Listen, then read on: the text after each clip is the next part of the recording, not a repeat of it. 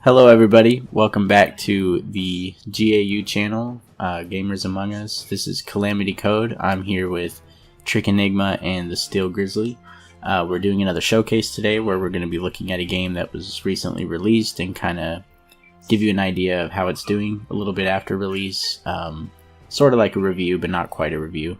But today we are looking at Sekiro Shadows Die Twice, which is the latest game from the developer FromSoftware, which are known for the Dark Souls series and Bloodborne, of course.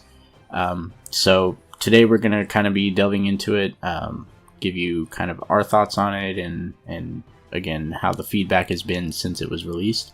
We hope you enjoy.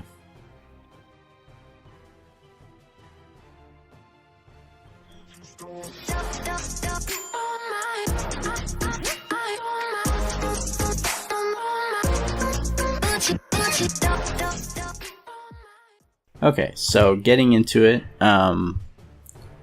first off, we're going to kind of start with how well it was reviewed by everybody, user scores versus critic scores. There's a little bit of a gap there, difference between how they were reviewed. So, overall, it's been reviewed pretty well, just like all of their games have. So I think the average is about 8 or 9 out of 10.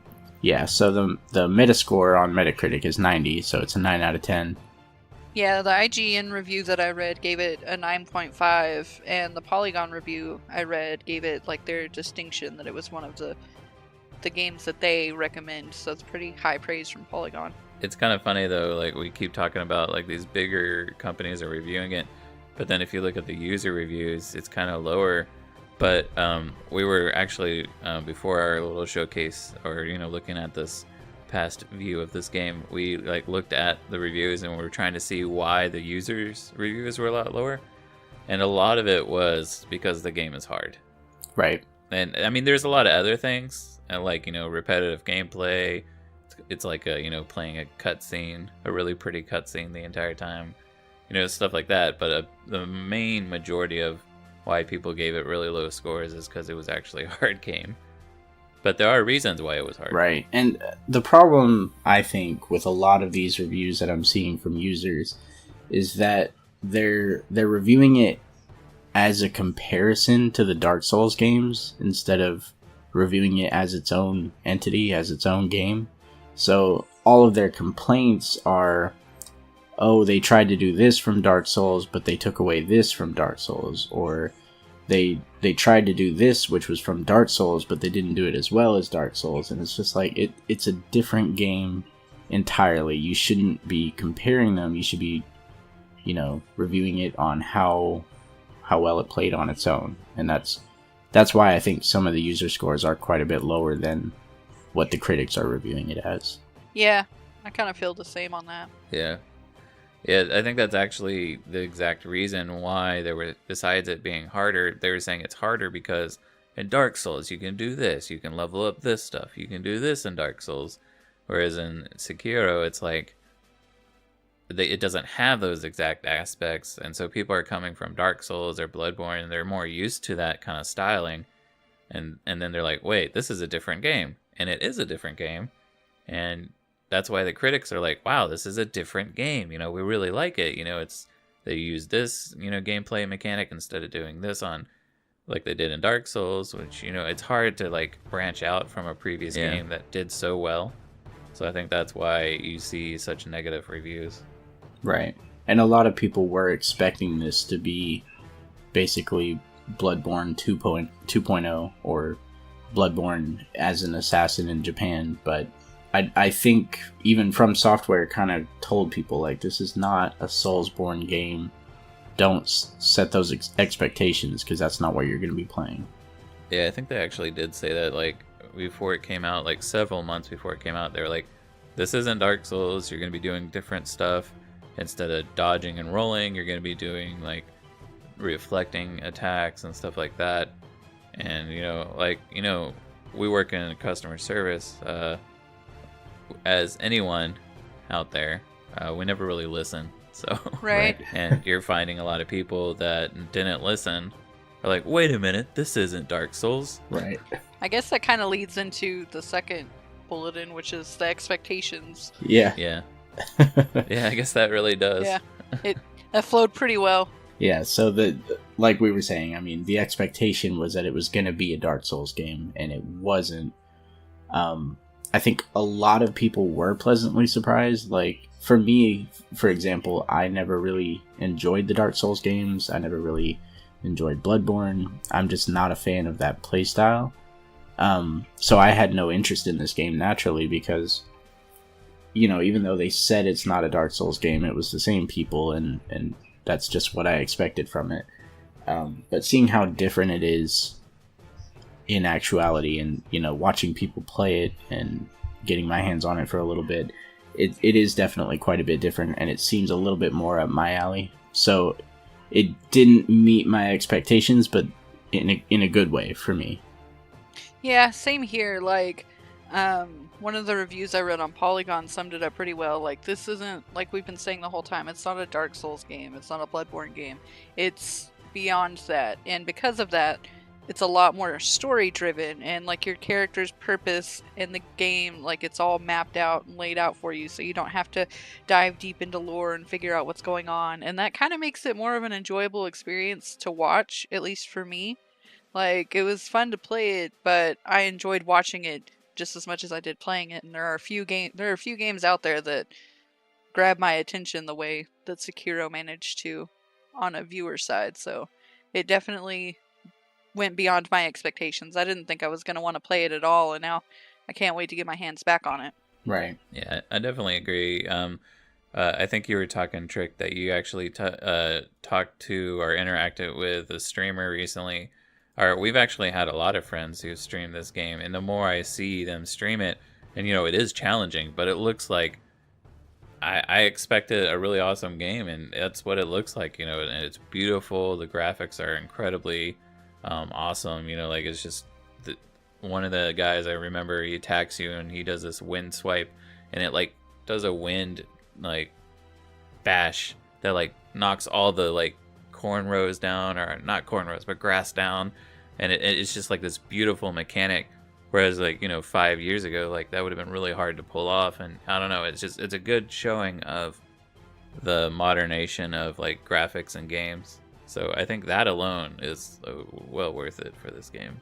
Oh yeah, no doubt. It is definitely a beautiful game. Yeah, and some of the, like, so I know I watched a lot of people play Bloodborne, and it had some really awesome looking bosses, but these ones, like, I don't know, they just look so much cooler to me. Even some of the, like, more human ones in this game are definitely really cool, because they're like, you know, there's the ghost monk, I can't remember what his name is, corrupted monk, I think. Like, he just looks so badass. Yeah, the bosses are definitely pretty legit. Yeah, there was one I remember a friend fighting for like 6 hours, and it was like essentially just this giant like fire monster, and it just like, I don't know, the detail that they put into that one monster was pretty awesome.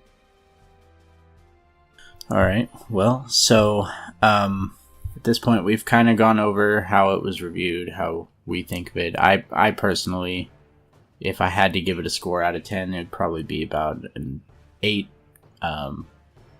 maybe 7.5, just because, again, I don't really like that style of game where it's really difficult, and this one definitely is. It's not necessarily difficult in the same way that Dark Souls was, but it's difficult, and you have to really learn the patterns for all the bosses and the harder enemies, so it's not really for me, but I definitely recognize the beauty in it.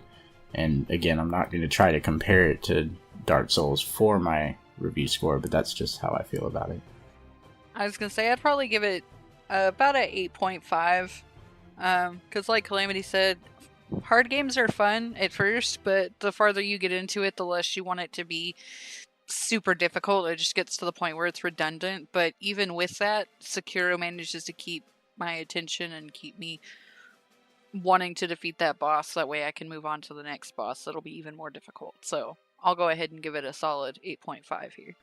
Yeah, I definitely like, I like y'all's reviews and everything, and I might probably maybe do like a 7.5 because of those issues that we've seen. Not because, you know, it's not like Dark Souls, but it's more because, like what you just said, Trick. It's fun at first, and you're like, wow, this is really challenging. I just beat this guy. It took me 2 hours to fight this guy. Some people it takes, maybe 6 hours because you're learning the mechanics. You're trying to dodge this way, do that, and then you get it all set, and then it's like we said, some people said that it's more like a beautiful quick time kind of gameplay, and so you have to learn the patterns of each of these bosses, and after a while, you keep learning new boss after boss after boss. It can tend to drag on, so that's kind of why I'm giving it a little lower score, whereas I feel like if maybe I mean, I don't want to say like make it easier, but make it less redundant, I guess is a good way to say it, would kind of raise that score up for me. Yeah, that's fair. Yeah. So let me pull up real quick. I haven't even looked at how it's priced right now. So it's still about $45 to $50. At this point, I personally would recommend waiting for a little bit of a sale. They probably do have some sales going on PlayStation Plus and Xbox Live and all that. But I wouldn't say $50 is really worth it. Definitely not $60. But again, if you are kind of more of a fan of the Dark Souls series and games like that, this will be more up your alley, and maybe that will definitely be worth it. One thing to note is that this game definitely has more story to it than the Dark Souls series. It's presented to you in more of a narrative way. So if you like story-driven, difficult action games, then this is going to be right up your alley, and that's probably a great price for you. But it's not what I would currently pay for it.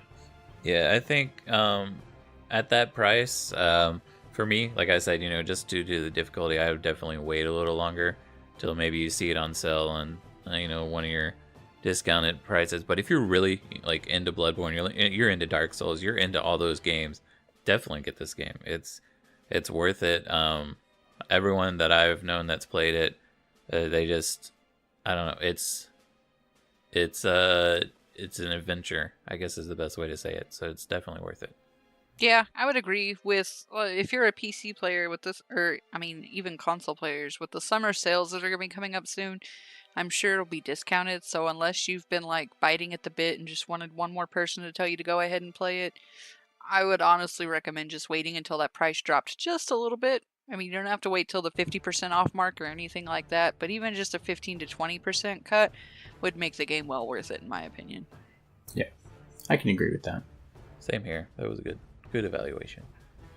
All right. Well, I think we've covered everything. There's probably a lot more to talk about, but I don't think any of us have a whole lot of experience with the game just because it's not really up any of our alleys and we've got other things to play. So, I don't have a whole lot more to say about it, but there's definitely some discussion about it. There's some controversy. There's, like we said, the user scores differ a lot from the critical scores. So, it's just one of those things you kind of have to dig into and read about and learn about and watch gameplay from before you can really decide whether it's for you or not, because it's hard to explain what it is. It's not easy to give you a breakdown of exactly what this game is, so it's really up to you whether it's for you or not. But it's interesting, and it's definitely an awesome game. I can't say that it's not. So, overall, this game, like we've said, is definitely worth it. So take the risk. Gamers Among Us is here to give you that informed decision on whether or not you want to look at this game and get it. Like I said, if you're into Dark Souls, get it. If you aren't, I would wait for a sale, like Trick said. Maybe not a deep sale, but wait, because it is kind of, if you're not used to this kind of gameplay style, it's very hard. And like a lot of people use, we used to use old games as a metric for hard styles, but now we always say Dark Souls is the hard style. Well, maybe next it's going to be Sekiro. So just, keep that in the back of your mind if you're wanting to get this game. But we definitely enjoyed you guys coming out to listen to our little review. Yep. / past look. Yep, and let us know if you disagree with anything, if you think we missed anything important, or if you just want to kind of talk to us about how you feel about it. Let us know. We have the comment section below, obviously, where you can talk about it. We'll respond right away. We always do. We've also got the Discord. There's a link below where you can join that and talk about this game or any other game you want to talk about. We're open to any kind of discussion about games because we love doing it. So make sure you hit us up. We've got all kinds of... You can even just tweet us or hit us up on Instagram. All the links are below, so don't be scared to reach out to us. Trick or Grizzly, did you have any other last words before we wrap this up? No, I think you wrapped it up pretty well. All right, perfect. Well, this has been Calamity Code with the Steel Grizzly and Trick Enigma with Gamers Among Us for another showcase for Sekiro Shadows Die Twice. Thank you so much for tuning in, and we'll see you next time. Bye. Bye-bye.